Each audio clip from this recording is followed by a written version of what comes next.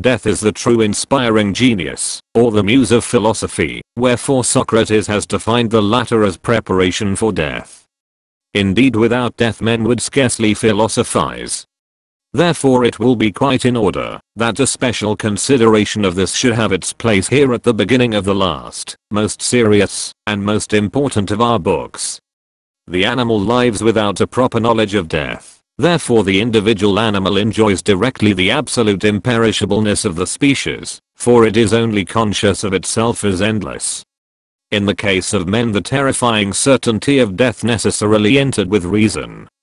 But as everywhere in nature, with every evil a means of cure, or at least some compensation, is given, the same reflection which introduces the knowledge of death also assists us to metaphysical points of view, which comfort us concerning it, and of which the animal has no need and is incapable.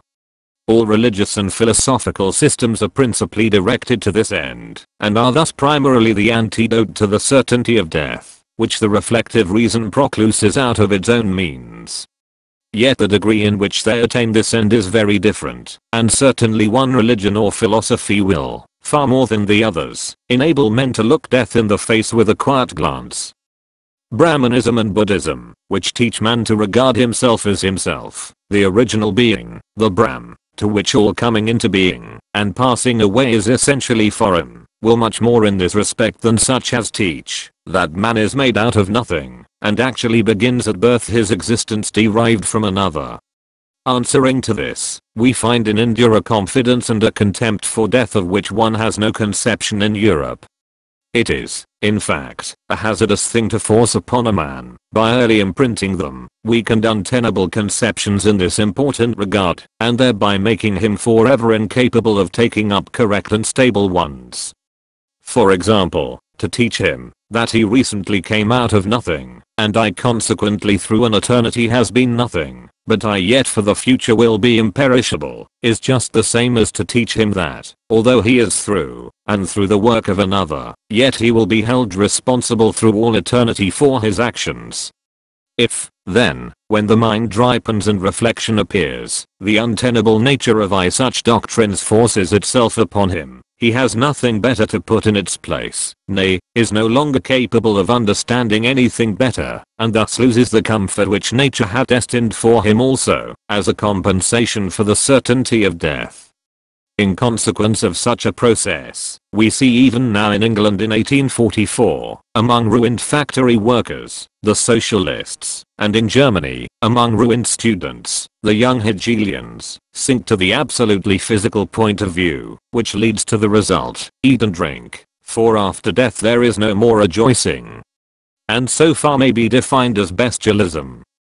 However, after all that has been taught concerning death, it cannot be denied that, at least in Europe, the opinion of men, nay, often even of the same individual, very frequently vacillates between the conception of death as absolute annihilation and the assumption that we are, as it were, with skin and hair, immortal.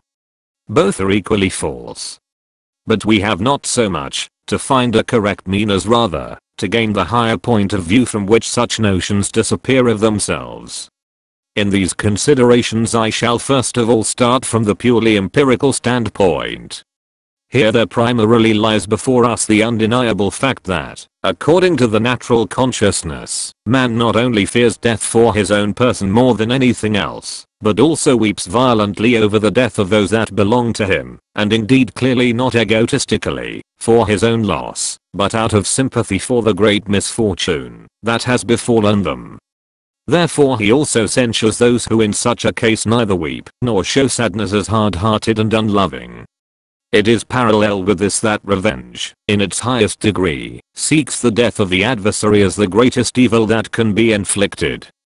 Opinions change with time and place, but the voice of nature remains always and everywhere the same, and is therefore to be heeded before everything else.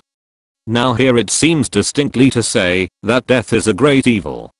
In the language of nature death means annihilation.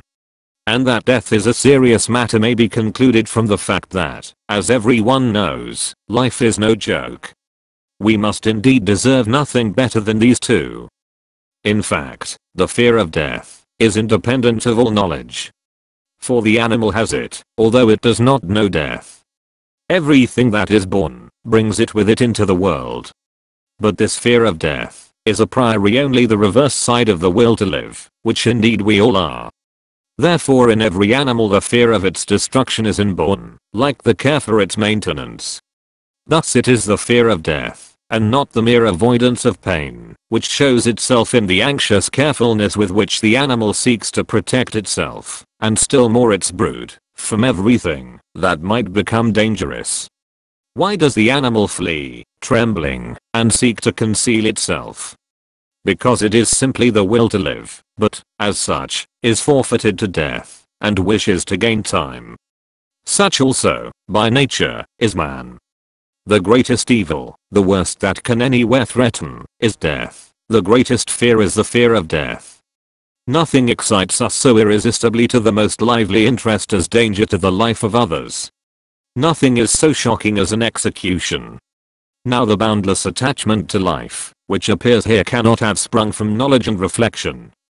To these it rather appears foolish, for the objective worth of life is very uncertain, and at least it remains doubtful whether it is preferable to not being, nay, if experience and reflection come to be expressed, not being must certainly win.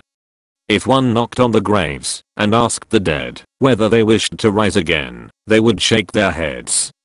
Such is the opinion of Socrates in Plato's Apology, and even the amiable Voltaire cannot help saying, "We like life, but all the same nothingness has its good points." I do not know what eternal life is, but this present life is a bad joke.